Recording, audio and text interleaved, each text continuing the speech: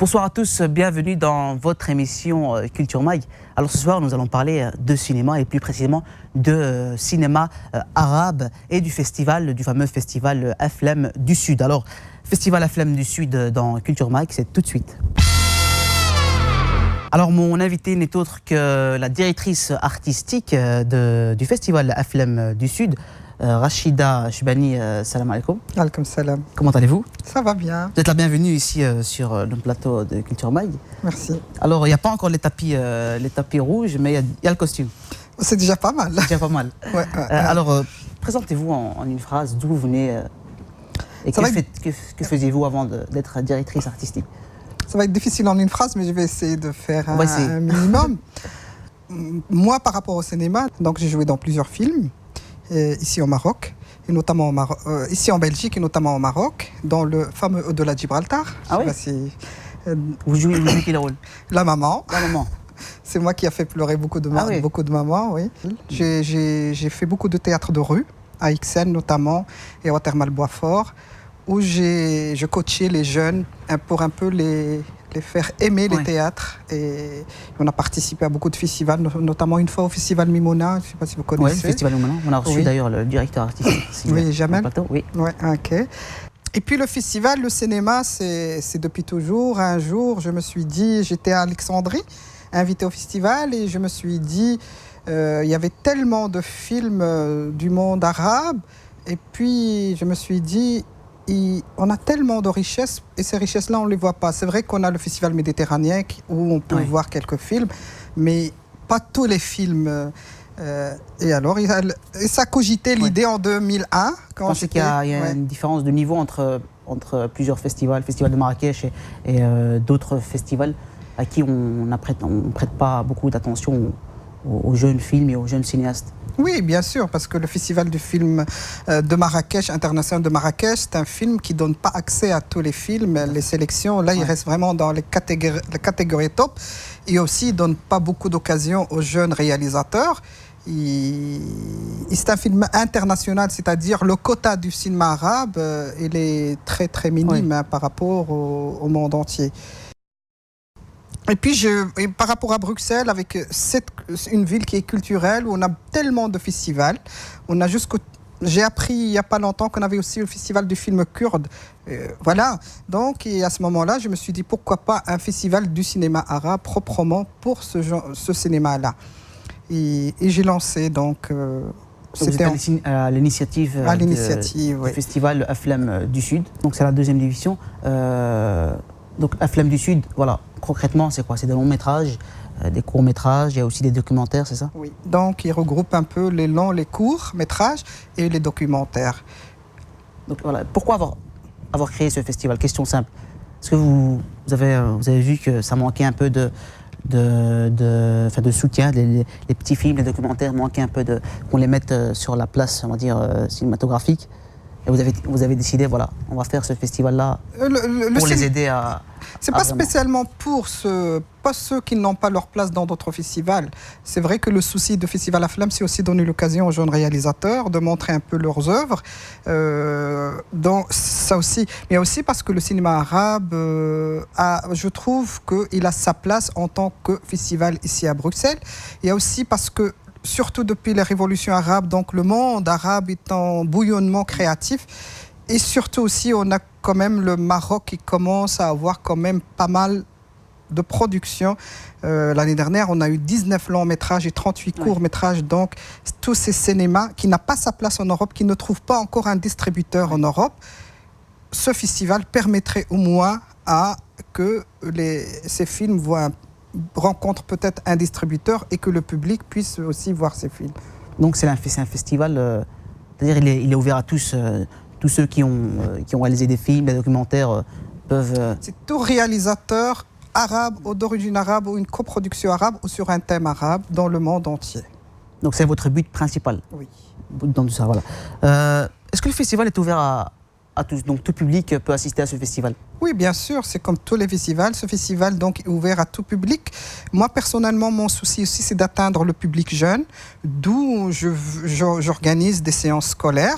Et il y a aussi, je fais des ateliers avec les maisons de jeunes, maisons de quartier. Cette année, nous allons réaliser donc un spot documentaire avec des élèves des écoles et de maisons de quartier sur la gestion de l'eau.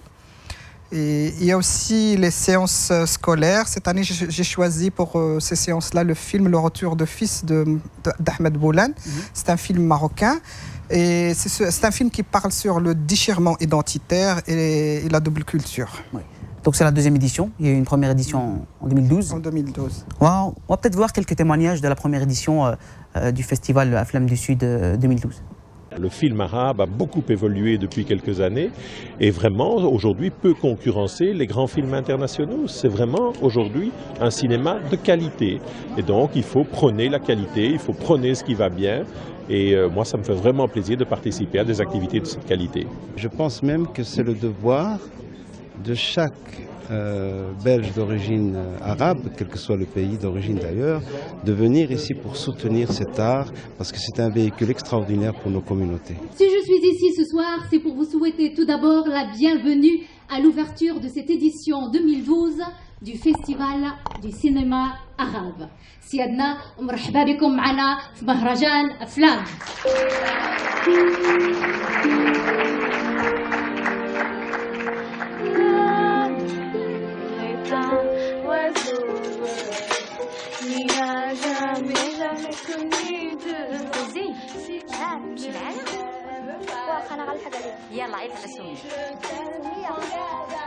Je pense que ce qui est important, c'est de découvrir effectivement qu'on a des talents. Et grâce justement à ce festival qui est organisé aujourd'hui, et depuis toute la semaine en tout cas, on découvre tous les jours qu'il y a des talents cachés, qu'on ne connaît pas, qu'on côtoie. Tout d'un coup, on rencontre des personnes qui travaillent de leur côté, alors qu'effectivement, on pourrait organiser une synergie. J'ai vu un film profond où on a eu le temps de bien s'installer dans le film, et avec des rebondissements, et à la fin, on ne s'attendait pas à ce que... À la fin, on ne s'attendait pas à ce que ça se termine comme ça, donc c'était vraiment intéressant. Et évidemment, la réalisation, tout ça a été parfait, les images et les acteurs étaient vraiment très bons. Donc voilà, c'était quelques réactions du premier festival Aflam du Sud. Vous pensez que le cinéma arabe est en pleine créativité? Oui, bien sûr. C'est-à-dire qu'après Hollywood, Bollywood, on pourrait voir peut-être un Arabowood un jour? Pourquoi pas? Pourquoi pas? Parce que quand même, ça fait quelques années que des films arabes, ils sont quand même nominés aux Oscars. Donc pourquoi pas? Ils n'ont pas encore remporté de prix, mais pourquoi pas, ça va venir. Ouais. Le cinéma arabe, il a besoin d'une vraie promotion. Le cinéma arabe... il a besoin un peu de... Ce qui fait, c'est que... C'est quoi là, en fait, ce qui bloque en fait cette montée du cinéma arabe? On voit qu'il est en pleine montée, mais on voit qu'entre guillemets, il ne concurrence pas avec Hollywood ou Bollywood peut-être. C'est tout simplement la promotion. La promotion. La promotion.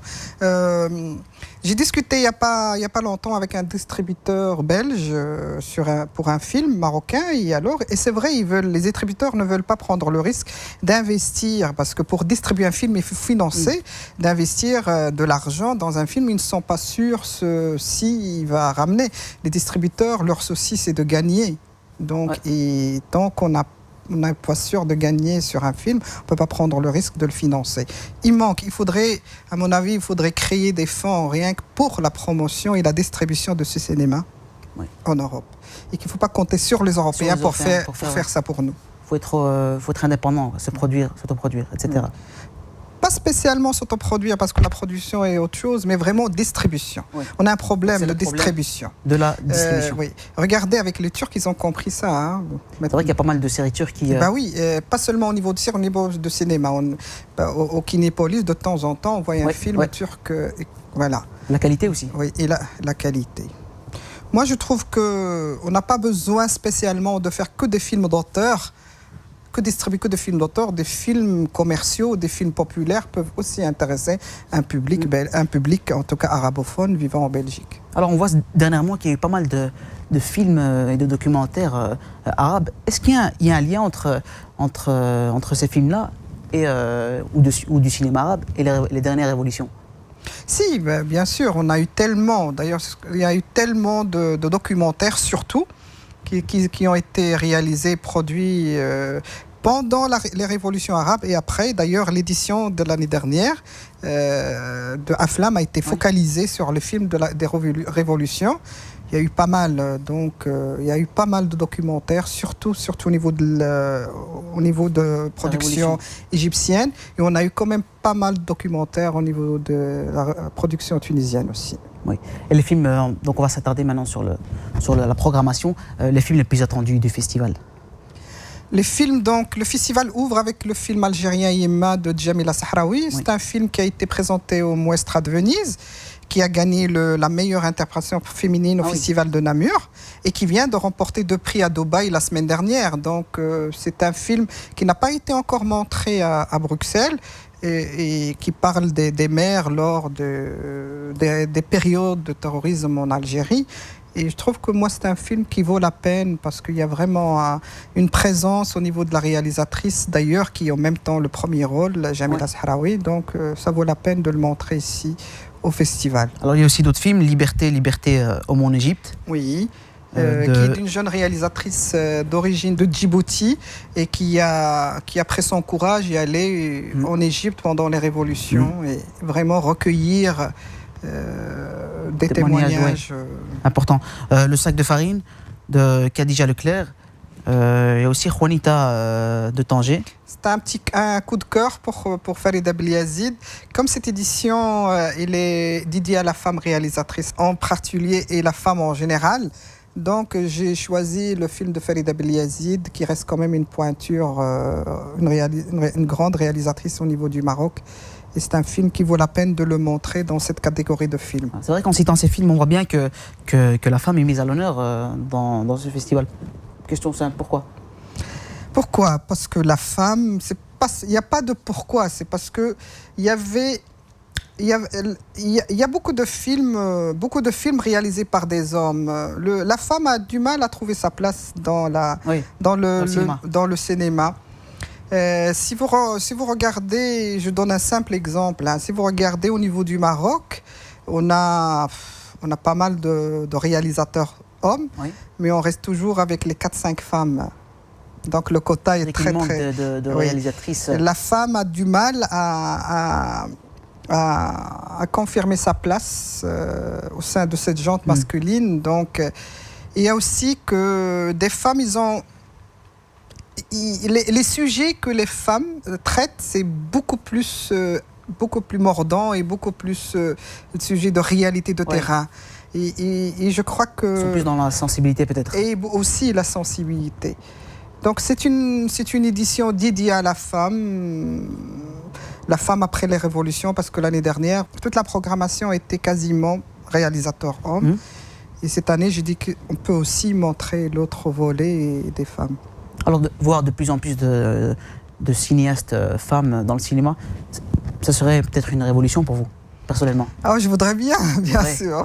Oui, j'aimerais bien au moins. Je sais très bien qu'on ne fera pas du 50-50, mais quand même un bon quota de femmes, qu'on donne aussi l'occasion à la femme, parce que jusqu'à maintenant, si on voit tous les films de femmes, c'est des films qui sont quand même primés, des films qui ramènent aussi des prix et des sujets toujours à débattre.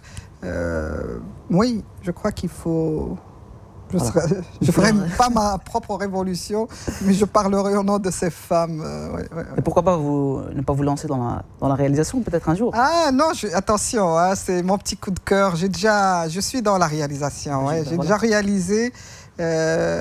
réalisé 3 courts-métrages et un documentaire. C'est un petit coup de cœur, c'est un travail que je fais. Un combat personnel. Ouais, voilà.